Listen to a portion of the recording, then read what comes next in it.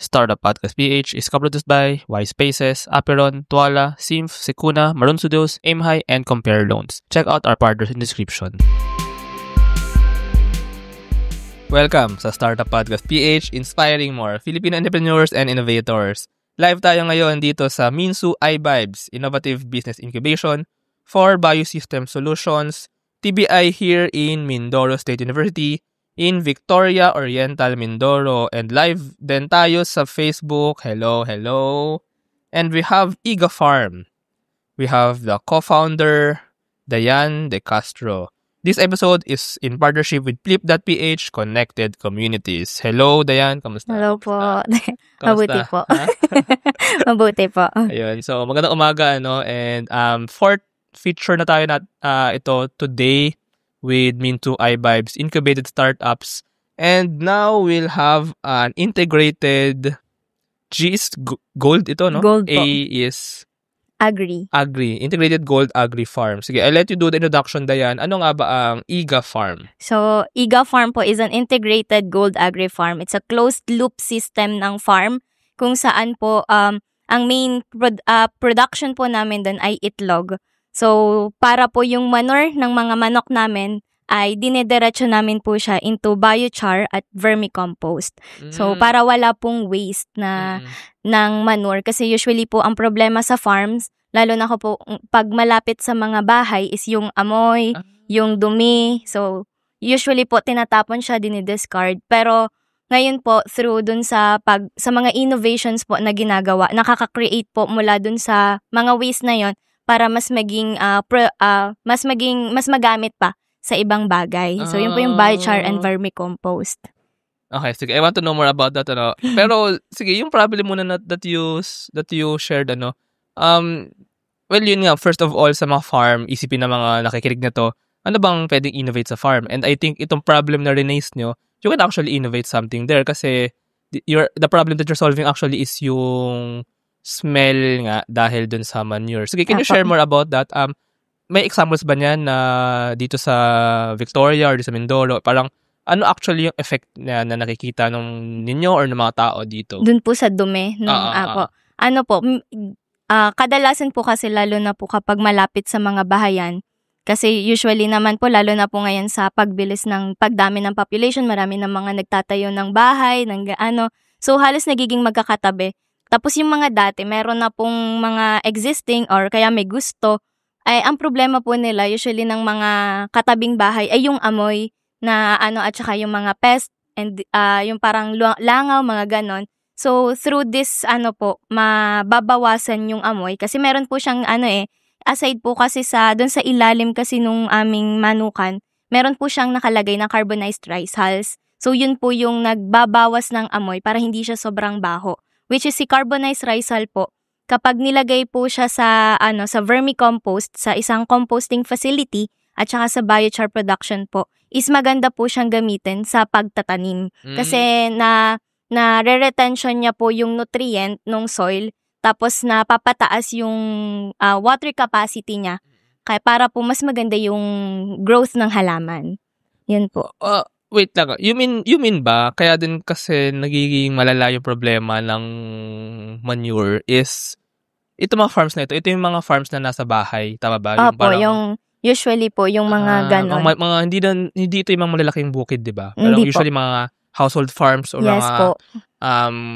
let's say, nasa backyard. Opo. Pero actually, madaming ganyan, di ba? Marami po kasing ganon. So parang it's, yung idea po kasi, po kasi talaga siya, nag-start siya with the problem na yung meron sa amin. Parang ang gusto po kasi namin talagang i-address dun is makapag-supply kami ng mga madaling products para sa mga students ng Minsu. Doon po siya talaga nag-start. And then sabi namin, okay, sige, gusto nating makapag-produce para sa ating mga estudyante na mas madali nilang mabibili. Kaya po kami nung sa market validation po namin, itlog po yung pinakang binibili nila kasi madali pong lutuin, madaling kainin, saglit lang, ganun po. And then, kaya po sabi namin, okay, sige, itlog, mag-produce tayo ng itlog. Tapos, nagkaroon po na, syempre, naisip na po namin, paano yung manure sa natin itatapon? So, doon po kami nag-come up na na idiretso na natin into vermicomposting and biochar. Okay. Parang ganun po. Pero, I mean, in a larger perspective, marami makakagamit nito kasi lalo sa mga province, dumadami nga yung mga smallhold farmers, yung mga nagmamanukan, well, actually, manok dito na sa farm, kumbaga yung talagang, more than like crops, more than vegetables, manok, Pero maraming ganun yung mga may maliliit na manukan. Yes po. And, parang kumbaga, quote-unquote, in a startup na non-tech, well, hindi digital, I mean, sustainable way to na yung waste, kumbaga, or yung manure, kaysa nakaka-affect siya, naka-impact siya sa neighborhood, nare-reuse siya. Parang, kunwari, yung mga, i-analogy ko lang, yung mga factory, may mga byproduct yan, may mga waste, diba? So, kailangan gawaan nyo ng paraan ng mga factory, wala nga sa nagagawa yung iba Pero dito, yung mga farms kasi, may mga byproduct din yan which in this case, yung manure. Pero actually, you can turn that into fertilizer, into compost. Kaya then you have this, what you're doing now in Eagle Farm. Sige, now, I want to understand more lang yung exact implementation. Paano ba siya talaga ginagawa? Okay po. So, yung mga RTL po, ready to lay chicken, so, nandun sila nakalagay po. Then, sa ilalim po nung kulungan namin, meron po dong nakalagay na carbonized rice hulls para po yun sa amoy na para hindi po siya sobrang baho. Wait, pwede ma-visualize po. Sige po. Visualize nung itsura ng manukan, tsaka yung pag-lay nila ng itlog. Okay po. Diba po, isang yung parang room po, parang room or yung structure po namin, sa loob po, meron po siyang parang ang tawag doon, yung parang lalagyan po siya. Tapos mga nakahalay po. Yes po. Mga manok. Pababa po siya. Ba't pababa? Po, para po yung egg nila is... magro-roll? Opo, magro-roll. Ganun po. Okay. Tapos, so pababa po siya. Tapos, parang po siya, may, kumbaga po sa isang building ay first floor, second floor, and third floor. Ganun po. So, parang vertical po siya. Instead, diagonal. Diagonal. Instead po na pag ganon na po siya. So, para yung ilalim po. Kasama ito sa proposition nyo, yung diagonal? Apo. Para po yung sa ilalim niya, hindi po kami mahihirapan ng paglilinis. Kasi kapag diretso lang po, mahirap po siya maglinis. Kapag po naka-diagonal siya pataas, pag nilinis po siya, may nakalagay lang po doon na isang tanggalan na po. And then lagay po sa biocomposting. Wait, sorry nga. So, sorry if medyo gross to sa mga nakikinig. So, yung manok, may itlog. Apo. Kasama din ba yung manure? I mean, naghahalo ba sila? Or hindi something? po. Yung manure, yung itlog po, ang pag-roll niya po pababa. Okay, oo. 'Di ba po kulungan nila? So, 1, 2, 3. Okay. Tapos ito po yung kulungan nila. Nagro-roll po yung itlog pababa. Okay. Ang sa manure naman po, diretsyong ganon. Pababa. Yes po. Pababa. Vertical po yung baba niya, yung sa manure naman pa ganon. So, basically, hindi po talaga sila mag-aano. Wait lang, sorry. Curious na ako, di ba yung egg pa magro-roll siya? Di ba mababasag yun? Or meron po kaming nakalagay na... So, yung diagonal parang may cushion siya? Yes po. Para hindi mabasag. Yes mag-roll siya ng maayos. Pero yung manure, bababa siya. Diretso po sa baba. Kasi may butas-butas po yun para na-visualize niyo po ba? Yes, okay. May mga butas-butas po siya. Doon po nagfo-fall yung manures. Hindi po siya Okay, sige. Tapos yung manure, so makokollect niyo yung manure? Yes po. Tapos, ano nga gagawin dun sa manure? Doon po sa manure, diretso po siya ng vermicomposting and sa biochar production. Ang vermicomposting, anong ibig sabihin nun? Pag vermicomposting po, gagamit po tayo ng African nightcrawler o yung mga uod. Tapos, siya po yung kakainin niya po kasi yung mga dumi na yun. Pero hindi literally dumi lang siya. So, kailangan po muna siyang tuyuin, tapos may kahalong ibang mga agricultural residues po. Tapos doon po siya, kakainin po niya ng African nightcrawler yon. And then yung ilalabas or itatae din po nung, yung idudumi po nung African nightcrawler, yun po yung vermicompost. For compost na yun? Yes po. Which is parang for fertilizer? Yes po. Na gagamitin pang, ihahalo sa lupa? Yes po. Ng mga tanim? Yes po. For organic production po siya. Kasi isa po sa ini-aim po kasi ng is makapag-produce po produce ng mga organic na fertilizer na yes hindi po. chemical. Yes po. Yun po yung idea niya. Sige, ano isa pa? Sorry, vermicompost and biochar production po. So, sa biochar production naman po is gagamit po tayo ng pyrolysis process, kumbaga. Yung tinatawag po na, kumbaga po ay ilalagay po namin din si vermi si dumi po ng hayop kasama ng ibang residues and charcoal po na discarded na rin po na charcoal, yung mga maliliit po. Kasi usually po, pag nagbebenta ng charcoal dito, malalaki. Ayan So, yung briquettes, yung maliliit. yung mga coal po na maliliit. Kasi marami pa din pong ganon na nag-charcoal. So, parang yung maliliit po, na-discard siya. So, yun po yung gagamitin din naman para yung pong ihahalo po siya doon sa dumi. So, sa pyrolysis process po, babawasan po yung oxygen para hindi sobrang masunog. Tapos, kukunin po yung carbon. Parang through carbon po, yun po yung maganda para naman sa lupa sa pagtatanim. So, yun po yung biochar. So, yung end product? Biochar po mismo. Yung uling. Opo, yung parang mukha po siyang uling. Opo. Pero hindi po siya pangsiga. Panglagay na po siya sa soil. Okay. Kasi may carbon na po siya. So, para fertilizer nga rin siya? Yes po. For fertilizer din po siya. Okay. So, basically, yung manure, parang dalawa yung value eh. Yes po. Yung manure na hindi nyo nga naka-contain siya, so hindi siya naka-negatively impact sa buhay ng ibang mga kapitbahay. Pangalawa, nare-reuse siya into something useful. Na organic, basta hindi non-chemical na fertilizer. So, natural siya na fertilizer. So, now, ang gusto ko malaman yung actually, ang galing kasi. So, ang pinaproposition nyo dito, yung buong system or yung buong structure? Or buong system po talaga siya. Yung may diagonal. May diagonal po, and then may composting. So, parang, siguro ngayon, sa farm ninyo ginagawa. Pero, parang maybe in the future, pwede nyo siyang ibenta as a system sa mga ibang farms. Tama so, buong system siya na like, mag-i-install kayo nung, or parang idea? Lang po, ang binebenta po namin talaga, as of now po, ang binebenta pa lang po namin is itlog. So, nasa process pa lang po kami ng pag-design po nung sa vermi at saka ng sa biochar. Pero yun po yung idea ni Iga Farm. Integrated po siya. So, ito mga Iga Farm ito ninyo? Opo, na inano po namin. Na kumbaga, kayo nag-decide na manukan at itlog yung ibebenta. Kayo nag-decide talaga? Apo.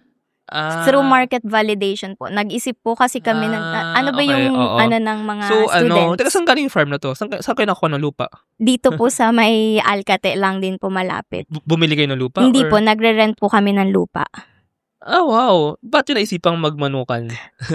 Po, sa totoo lang po talaga, Engineer Hoko. Sa totoo lang po is parang lang po namin siya sa isang subject namin na kapag sumali po kami dun sa kapag kami nakapag-propose po ng isang magandang project is isasali po para po magkaroon ng funding, ganyan. Ang idea lang po namin is parang compliance lang po namin sa subject. Ang nangyari po is nanalo siya dun sa yan. Kaya po nagtuloy-tuloy na po yung aming ang galing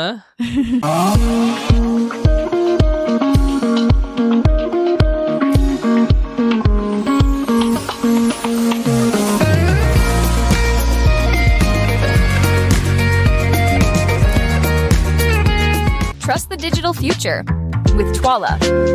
Secure and tamper-proof digital signature. Electronic notarization service. And custom AI agents for intelligent document workflows. Visit twala.io to learn more. In today's digital world, your organization needs more than just technology. It needs a strategic partner. At Symph, we build web and mobile apps that drive innovation for startups, enterprises, and organizations worldwide. Visit symph.co today. Protect your assets from bugs before bad hackers exploit them. And launch your products seamlessly with Sicuna, your trusted partner in cybersecurity. Receive reports in real time and work with security experts to find bugs in your products before others do. Let's make your security our priority. Punta muna natin yung background niyo, no? So, parang more of the story behind pa. So, anong course ninyo? Agricultural and Biosystems Engineering po. So, parang research nyo nga rin to. Parang ganun po. Graduating ba kayo ngayon? Opo. So, parang final project ito? Hindi po siya final project talaga. Parang lang po siya, project po namin sa isang subject. Wow, laki na. Pero isang subject lang yun, pero nag-farm na kayo. Nagdiretso So- na po kasi nailaban na po. So, ang idea, bumili mo na kayo ng lupa, nag-rent kayo ng lupa, Yes then po. ginawa nyo farm. Yes Wow, yun po. pala, parang na-amaze na ako eh. Parang pang startup So, lang po. Oo, may farm na kayo and then bumili kayo ng manok. Na po, bumili po Tapos, kami. kasi nga na-ideate nyo na itlog yung ibebenta nyo. Yes po. Kasi ngayon, yung farm ninyo, gusto nyong lagyan ng innovation. Yes po. Para nga yung manure ng mga chicken ay ma-contain at para ma-reuse siya into another Yes product. po. Pero yun nga, I think in a startup, parang quote-unquote scaling, pwede nyo yung ibenta yung system yung structure. Apo. I-install sa iba pa. What do you think about that?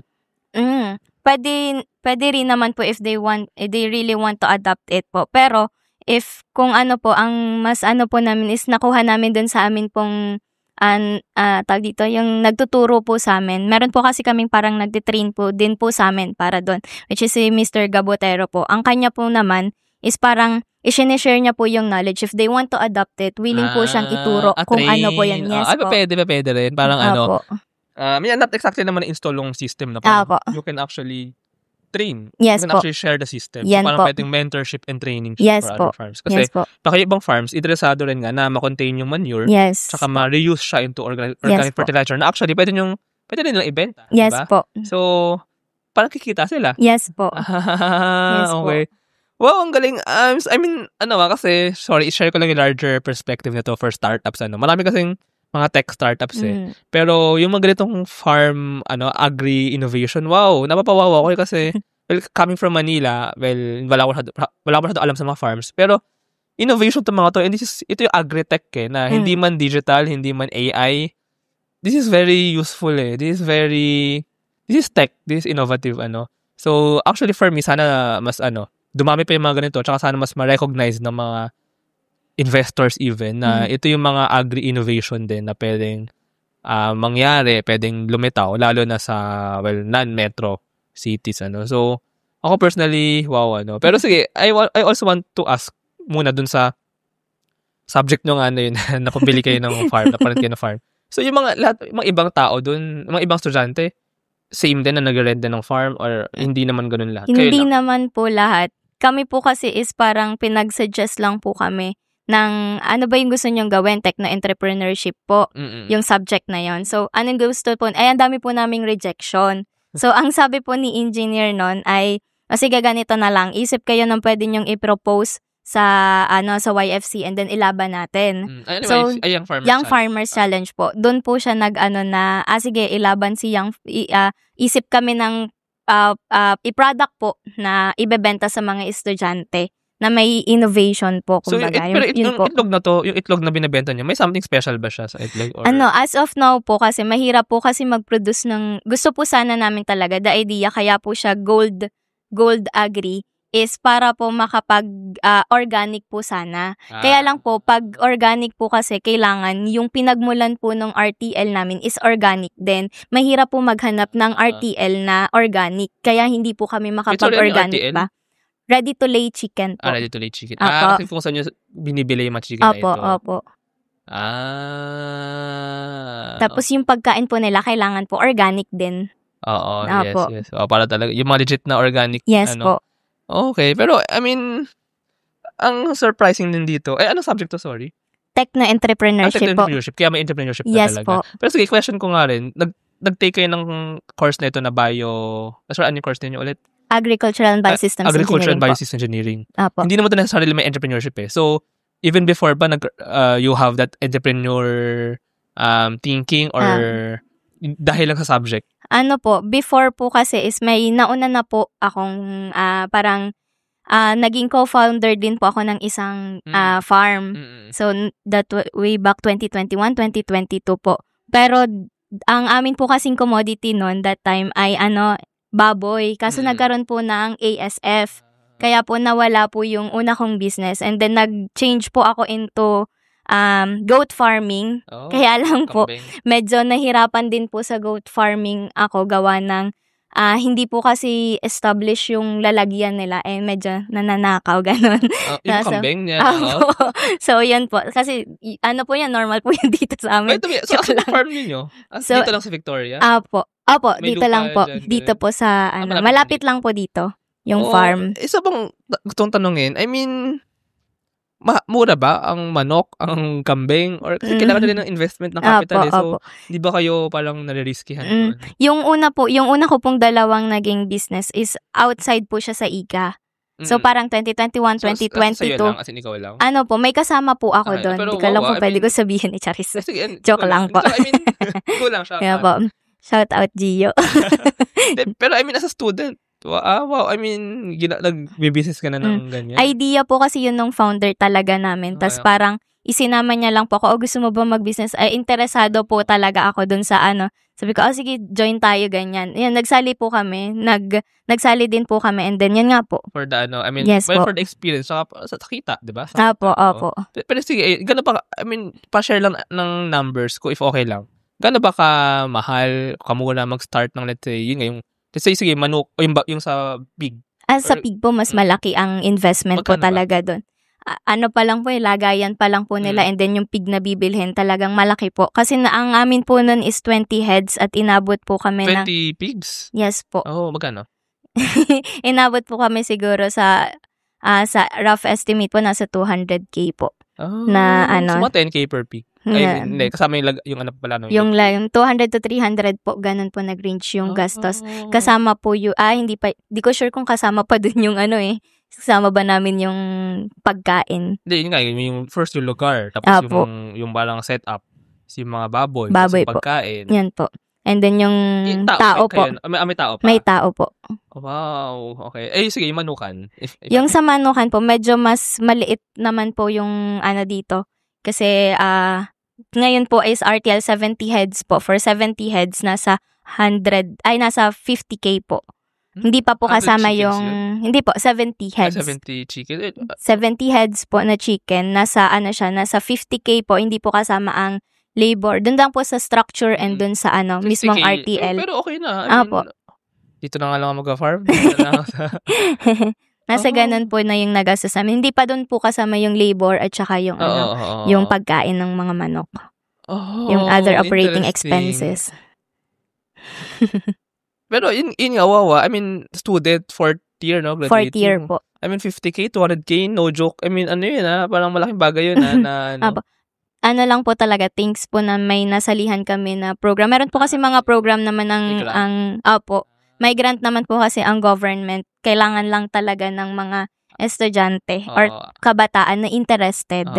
Sige, ano yung mga program na yan, ang mga nasalihan nyo? Para Ano po, iba. una yung sa Young Farmers Challenge po. So, sila po talaga is nagbibigay ng grant. 18 to 30 years old, whatever na startup business na maisip nyo na related sa agriculture, na meron kayong innovation na ilalagay, is nagbibigay po sila. Nag-start po yun ng 80,000 to 300,000 pesos. So, from provincial, regional, and national level po. So, ano ba yan?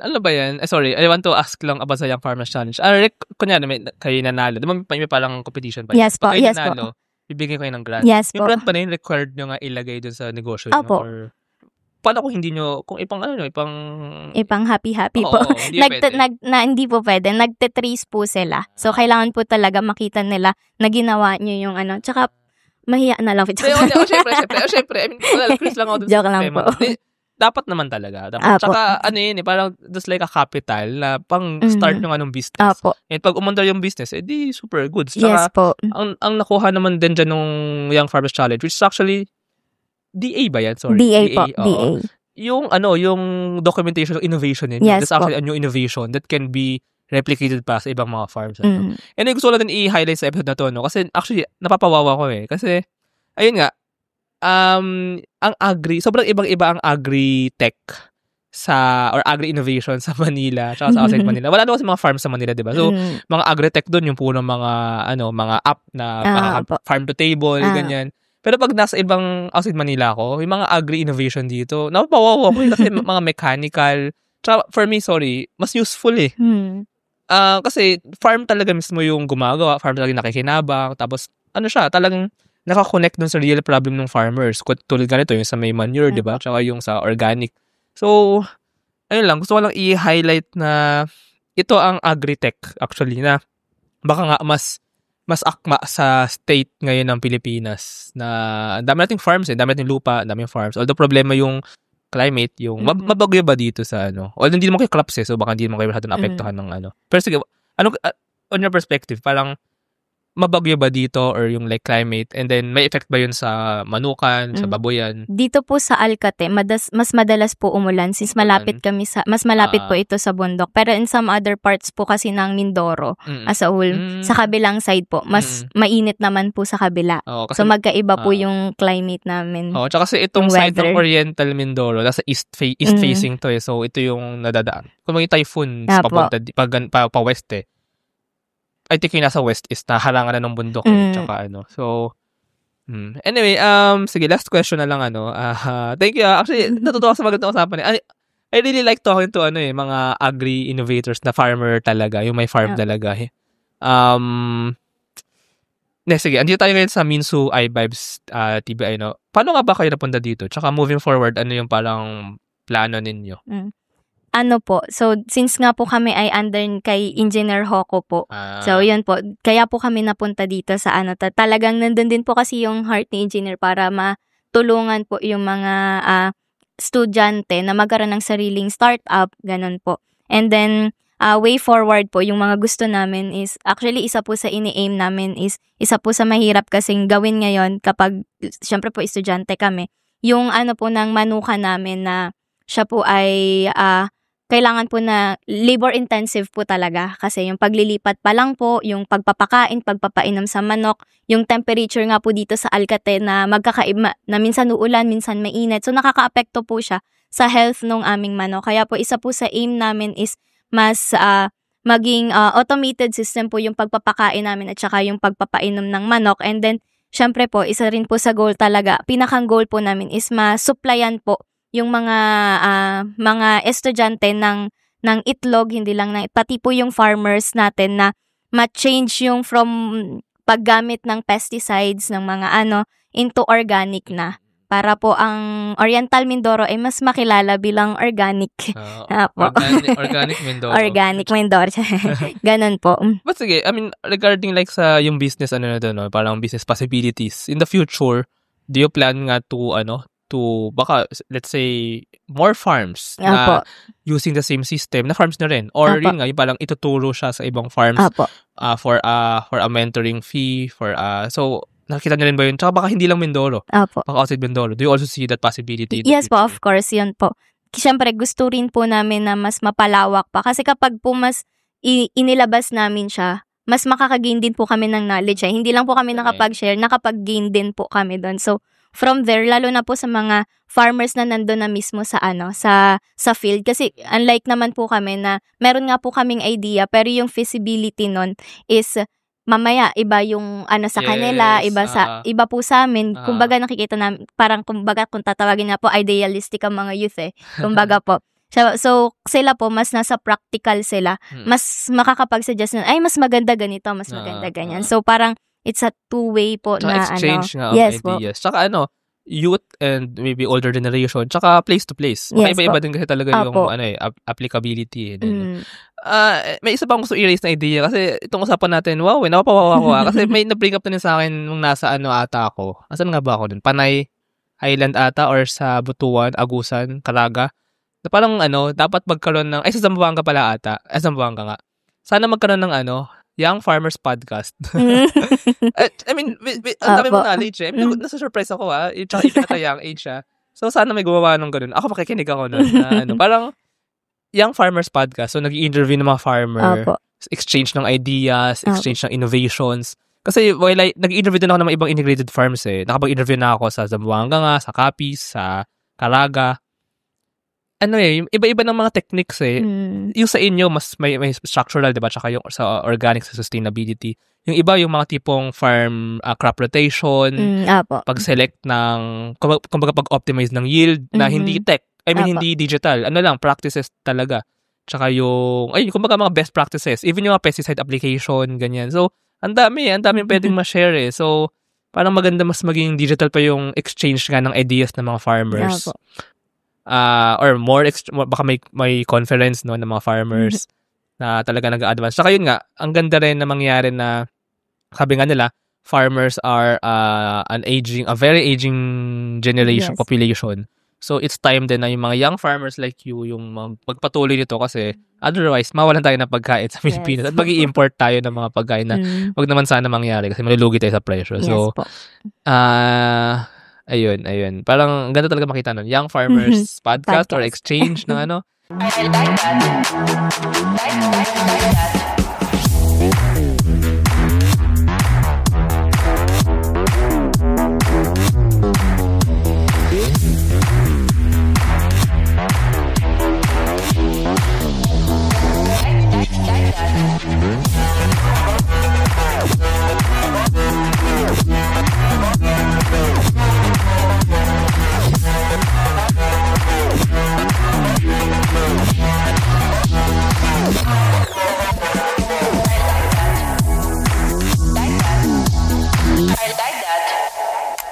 Introducing Aim High. Smarter construction management starts here.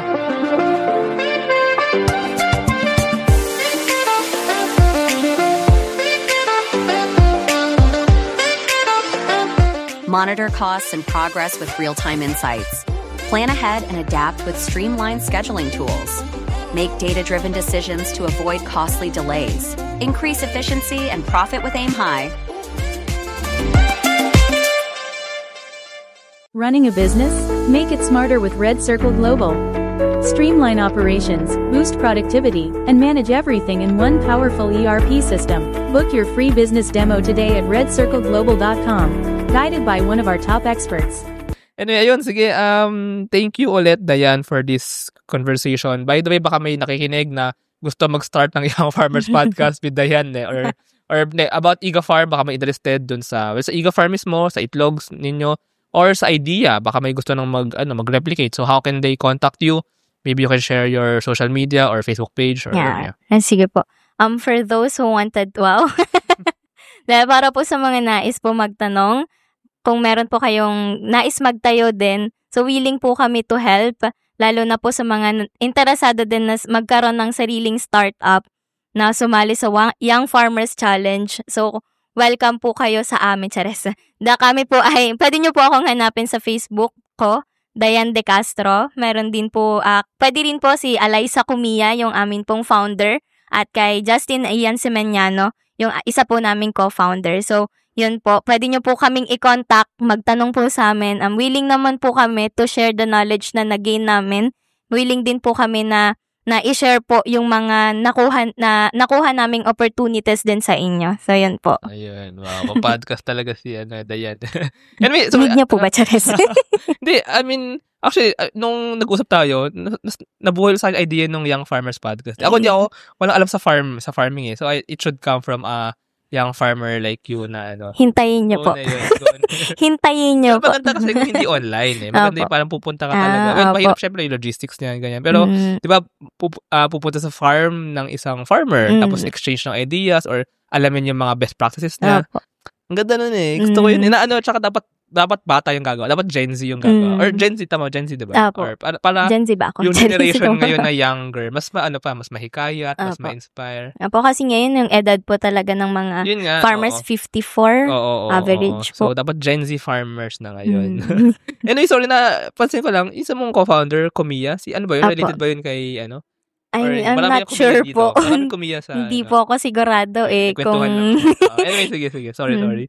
Ayun, sige. Thank you so much, Dayan. Thank you rin po. Thank you po. Ayun, salamat sa mga nakinig. Thank you. Thank you very much to our 62 patrons. This episode is super powered by AskLex PH Academy, our official e-learning partner. Get certifications on Lean Six Sigma project management, data science, and more. Argum AI. Make smarter decisions by presenting both sides of an issue as argued by two distinct AI models. Pixel by ePlayment. Turn content into opportunity. Grow deeper connections and earn more only with Pixel. Sign up at pixel.eplayment.co. School of Profits. Filipino-led community for aspiring freelancers freelancers, VAs, agency builders, and online earners. Built to help you start, grow, and earn online together. Founders Launchpad, our ecosystem partner. Early stage accelerator providing venture capital funding, operational support, and mentorship. Hire Business Solutions, provider of the most configurable cloud-based payroll system in the Philippines. Agile Data Solutions, the Philippines' fastest growing market insights tech company with its data gathering platform, HustlePH. SmileChecks, streamline hiring and onboarding with automated background checks. Cloud CFO, cloud accounting service provider for businesses ready to grow. Cloverly, all-in-one digital platform for property developers. Body Beaties, accessible and personalized diabetes self-management application. HKB Digital Services, tech-based business tools including payroll, ticketing, and loyalty rewards. Hyperstocks, digital banking enabler for rural and thrift banks. One CFO, CFO services, bookkeeping and tax, and payroll processing for startups and small businesses. Unawa, driving digital transformation with secure, legally enforceable electronic signatures and robust AML compliance. Wonderbrand, data science-driven brand strategy and design for emerging markets. TVCode Technologies Incorporated, IT solutions specializing in software development, blockchain smart contracts, digital wallets, and cybersecurity. NutriCoach, personalized nutrition and weight loss programs for you. This episode is powered by East Point Business Outsourcing Services, Filipina Home-Based Moms, Hex Colony, Sugbudo, Algacon Aquafeeds, Juan Algae, Grey Wolf Technologies Philippines, Pareto Consulting, Jura.ph, Big Giant Games, Pahatid PH, Wasteless PH, Tech Tribe, Yay, Uplift Code Com, Board Prep, Serious MD. Support the podcast through the links in the description.